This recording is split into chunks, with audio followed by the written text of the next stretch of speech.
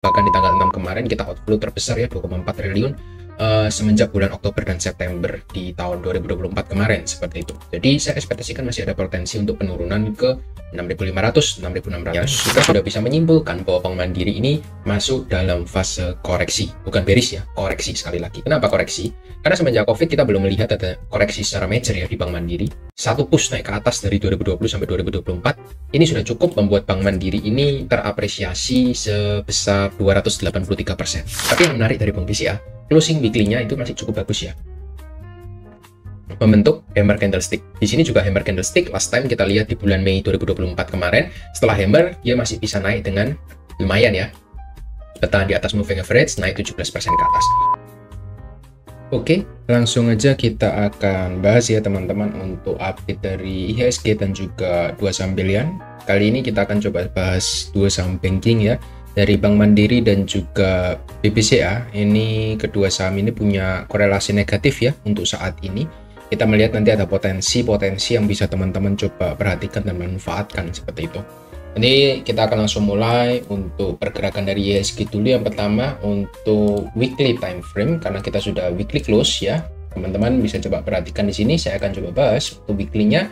Teman-teman lihat ya, untuk closing kemarin kita membentuk Marubozu merah ya. Marubozu merah ini menandakan bahwa apa? Bahwa kita sudah break of structure yang pertama. Yang kedua, kita turun dalam keadaan impuls ke bawah ya. Impulsif itu artinya turun dengan deras gitu.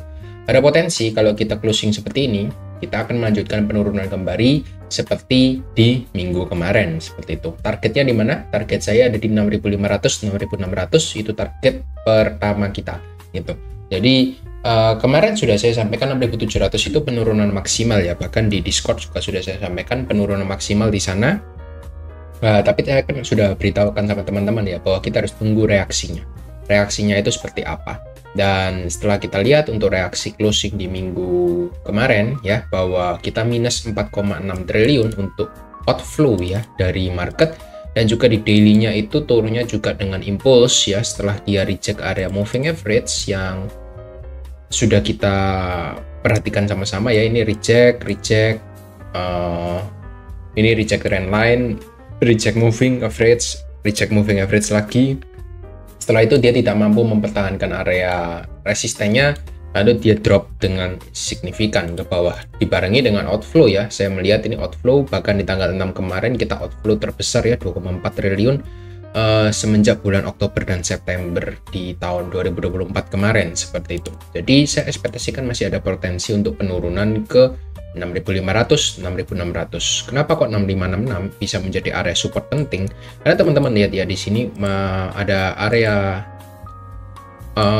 apa ini, kalau kita bisa katakan area konsolidasi yang cukup panjang dan bahkan sangat panjang ya, dimulai dari 2021 sampai 2023 dia konsolidasi bertahan di atas area 6.500. Hopefully 6.500 ini bisa menjadi super bottoming kita, sehingga kita bisa melihat at least kalau dia tidak langsung kembali naik ke atas ya, dia akan terkonsolidasi dulu dalam keadaan yang cukup panjang ya. Boleh, itu bisa menjadi satu opsi, mungkin 1-2 bulan dia berkonsolidasi 6566, dan itu akan menjadi skenario yang mungkin akan terjadi seperti di momen tahun 2023 kemarin. Kita konsolidasi selama 5 bulan di area support resist ya.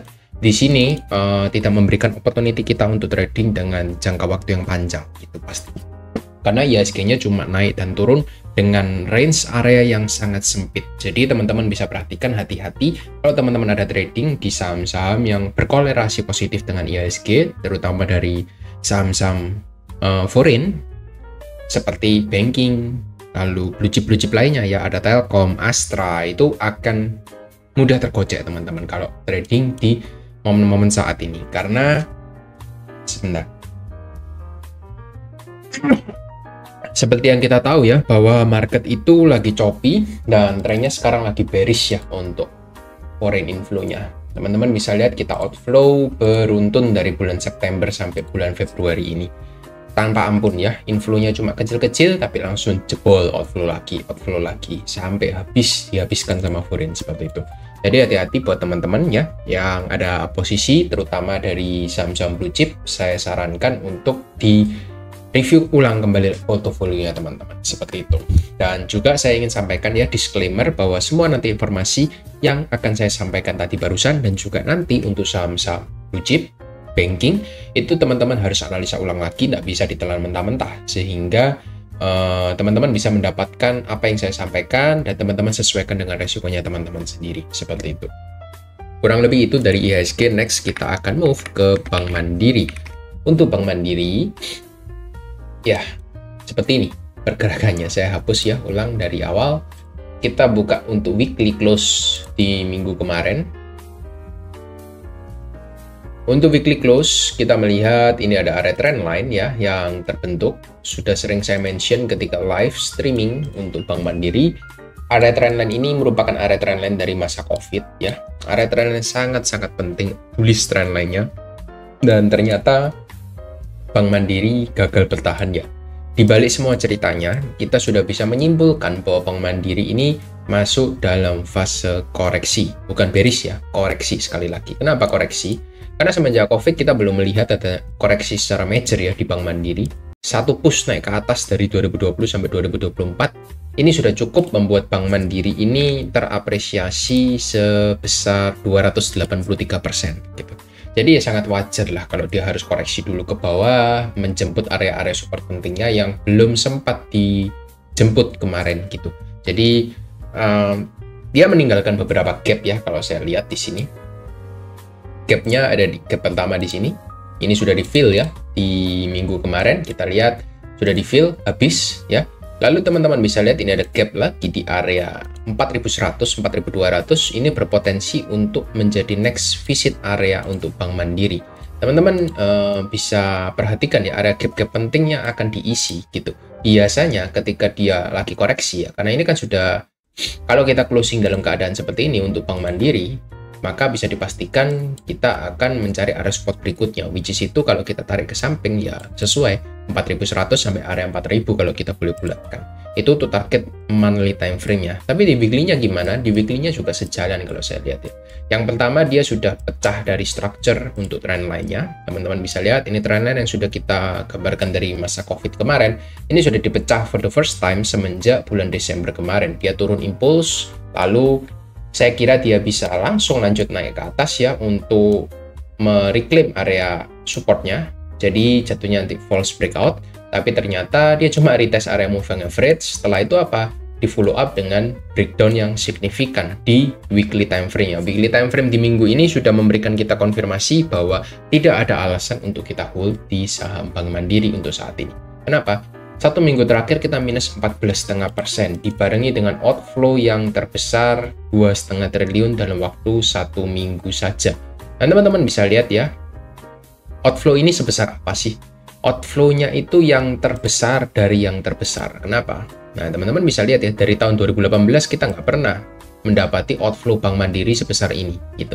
Bahkan dari 2015, 2014, 2013, dan ya ada yang sama, 2012 ya. Kita lihat 2012 dalam satu minggu kita pernah mencapai area yang sama sekitar 2,4 triliun, yaitu di tanggal 30 Januari 2012. Setelah itu kita nggak pernah melihat, bahkan COVID sekalipun kita belum pernah melihat Bank Mandiri ini dibuang oleh asing sebegitu banyaknya dalam satu minggu transaksi aja. Ini juga terlihat ya dari volumenya, spike ke atas menandakan outflow yang sangat masif diikuti dengan foreign outflow 2,5 triliun seperti itu.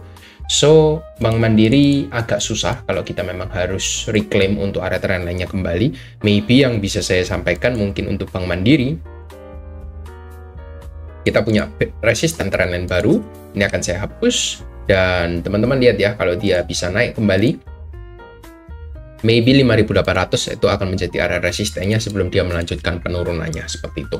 Jadi, for Bank Mandiri, hopefully teman-teman tidak ada yang sangkut di saham ini, karena saham ini ongoing untuk koreksi dulu atau istirahat dulu sebentar untuk mencari area support-support pentingnya berikutnya. Gitu. Area support pentingnya ya di 4.100, 4.300 itu akan dituju dalam waktu beberapa bulan ke depan. Jadi hopefully teman-teman nggak ada yang sangkut atau watchlist dulu saham ini, karena ini akan memakan waktu ya tentunya untuk turun ke bawah, nggak akan langsung. mungkin dia dari atas ke bawah ya. Teman-teman lihat ya, dari bulan September ke Februari kita butuh waktu sekitar 144 hari ya. Which is itu 1 tahun, oh enggak ya, bukan 1 tahun, 6 bulan ya, 180, hampir 6 bulan, 5 bulan lah kita bisa katakan. Dia makan waktu 5 bulan untuk minus 30%. Jadi kalau kita lihat ya, ini minus 30%, kalau kita harus minus lagi sekitar berapa persen? 26%, dia mungkin akan memakan waktu sekitar, kalau kita copy 1:1 ya, 90 hari. 3 bulan ke depan mungkin view saya akan bearish untuk saham Bank Mandiri. Jadi teman-teman hati-hati yang punya saham ini. Kita coba konfirmasi ya, sekali lagi. Dari tanggal 3 ternyata kita distribusi sekitar 700 miliar ya total outflow-nya. Siapa yang beli? Nah ini, pahlawan-pahlawan retail, YPX, LPD, SQ, GRXC, ini semua pahlawan retail semua gitu ya. SQ dari BCA, lalu GR ini dari Panin, PD ini dari IPOT ya. Warnanya ungu semua, menandakan bahwa itu dari pahlawan bursa. Pahlawan bursa kita berusaha untuk menahan pergerakan dari Bank Mandiri, tapi agak susah sepertinya, karena memang pahlawan bursa itu bukan penggerak saham Bank Mandiri. Jadi kita harus pintar, teman-teman harus sudah aware ya untuk Bank Mandiri. Saya warning untuk kali ini, semoga teman-teman bisa mendapatkan ya apa insight yang saya sampaikan hari ini gitu. Tapi ya teman-teman harus analisa ulang lagi ya dari fundamental dan kawan-kawan. Ya teman-teman kalau masih yakin ya bolehlah nanti dibawa average down lagi gitu. Mau dibuang nggak? Ya itu terserah teman-teman, seperti itu. Lalu we move ya ke Bank BCA. Bank BCA ini sama ya ceritanya, kita outflow 600 miliar di outlook weekly closingnya. Tapi yang cukup menarik dari Bank BCA untuk weekly close-nya kita, meskipun kita memang sudah bermain di bawah area moving average ya di sini, dan area trendline ini kita sudah validasi untuk bearish line-nya ya, sudah sesuai untuk area bearish trend line-nya. Tapi yang menarik dari Bank BCA, closing weekly-nya itu masih cukup bagus ya, membentuk hammer candlestick. Di sini juga hammer candlestick. Last time kita lihat di bulan Mei 2024 kemarin, setelah hammer dia masih bisa naik dengan lumayan ya, bertahan di atas moving average, naik 17% ke atas. Hopefully kita kalau misalnya kita diberikan kesempatan lagi ya untuk sekali lagi push untuk retest ke atas lagi, ya teman-teman bisa harapkan Bank BCA mungkin akan retest sejauh-jauhnya di area atas ini, sekitar 4% ke atas ya. Kita masih punya angin segar ke 9.800 untuk Bank BCA. Setelah itu nanti kita akan lihat lagi apakah dia bisa breakout lalu retest untuk kembali melanjutkan view ke kita ke atas, ataukah malah sebaliknya ya, setelah kita mencapai area trendline di atas kita malah push down dengan signifikan seperti Bank Mandiri. Nanti kita harus validasi bersama-sama. Tapi yang pasti untuk Bank BCA, view kita masih ada potensi untuk ke 9.800 sampai 10.000 lah dalam jangka waktu dekat. Setelah itu kita harus validasi lagi sama-sama untuk pergerakannya. Jadi untuk Bank BCA ini masih 50-50 ya, antara dia bisa kembali bullish ataukah dia akan kembali masuk dalam fase major koreksinya. Karena ini Bank BCA sama-sama ya, kalau kita lihat dia belum pernah koreksi, tapi yang bagusnya semenjak dia IPO, naiknya dia selalu konsisten dan stabil. Ketika turun nggak pernah turun terlalu dalam ya, dia selalu ada yang menahan untuk Bank BCA. Even COVID sekalipun ya dia turun gitu, tapi dia bertahan di atas moving average 50, turunnya 37% ketika momen momen crash ya. Bahkan ketika COVID itu ada yang menampung ya, bahkan sampai hari-hari terakhirnya untuk monthly closingnya kita cuma minus 20%. Bank BCA ini salah satu saham yang paling bagus ya untuk sisi foreign-nya. Hopefully kita bisa mendapati untuk Bank BCA kembali bertahan di atas area support pentingnya gitu. Lalu kalau jebol gimana? Kalau jebol, teman-teman bisa perhatikan area 8.700, 8.800. Loh kok nggak bisa dalam? Nah, iya, memang itu seperti yang saya sampaikan. Bank BCA tipikalnya kalau koreksi dia nggak mungkin dalam-dalam gitu. Jadi teman-teman bisa perhatikan untuk area-area pentingnya untuk Bank BCA.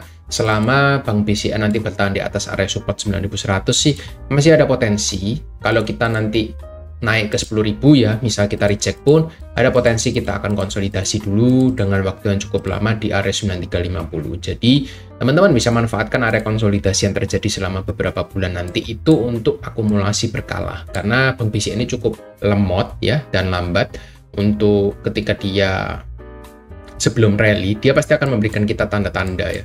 Tanda-tandanya seperti ini. Break, retest sebelum lanjut ya. Lalu di sini ada double bottom pattern. Patternnya nggak jauh-jauh dari dua itu biasanya. Di sini juga sama, break, retest, baru lanjut. Ya, kalau kita lihat lagi di area sebelumnya, dia sama. Break, retest, baru lanjut naik ke atas. Di sini juga sama, ada double bottom pattern. Bottom pertama, bottom kedua, baru lanjut naik. Di sini juga sama, double bottom pattern. Jadi, Bank BCA ini suka sekali membentuk break retest atau double bottom pattern. Teman-teman bisa perhatikan ketika nanti ada salah satu dari dua pattern yang sudah saya sebutkan tadi, kalau memang ada ya teman-teman bolehlah untuk perhatikan saham BCA dalam 1-2 bulan setelah pattern itu terbentuk. Seperti itu.